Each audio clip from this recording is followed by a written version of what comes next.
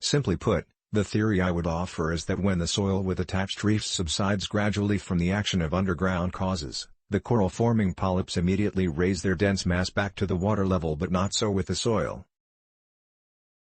It is certain that there may be extraordinary mental activity with a minuscule absolute mass of neural matter, so that the instincts, mental powers, and extraordinary affections of ants are well known. I have to start with a good collection of facts and not from principle, where I always suspect error, and then as many as you want. I can't convince myself that a good, all-powerful God would purposely create that cats should play with mice. When views are entertained in this book on the origin of species, or when analogous views are generally accepted, we can vaguely see that there will be a great revolution in natural history.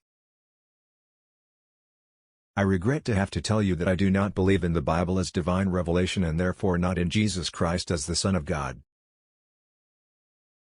It can be said that natural selection is daily and hourly scrutinized, all over the world, every variation, even the slightest, rejecting what is bad, preserving and adding to all that is good, working quietly and unfeelingly.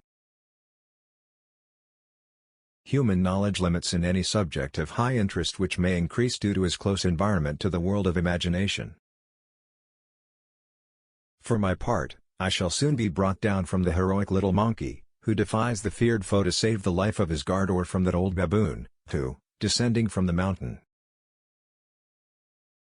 It is easy to determine the object of individual awe in these great scenes, but it is impossible to give an adequate idea of the higher feelings of awe, and devotion, which fill and uplift the mind.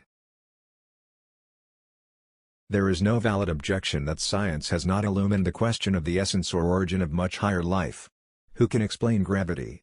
Now there is no objection to following the results of this unknown element of attraction. I really can't see how one should expect Christianity to be true, because otherwise the plain language of the text would seem to indicate that unbelievers, and this would include my father, brother and almost all of my friends. In any case, I cannot be content to look at this beautiful universe, and in particular human nature, and to conclude that everything is the result of violence. I tend to see everything as the result of laws drafted, with the details. Why does man regret, though he may seek to dispel such remorse, that he has followed one natural impulse, rather than another, and why does he subsequently feel that he should regret his behavior? History shows that the human mind, fed by the continual accession of knowledge, periodically grows too large for its theoretical cover, and fragments it to emerge in new habiliments, while feeding and growing grub, at intervals of time.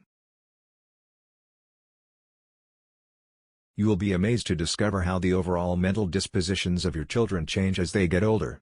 A child and the same as almost an adult, sometimes differ almost as much as a caterpillar and a butterfly.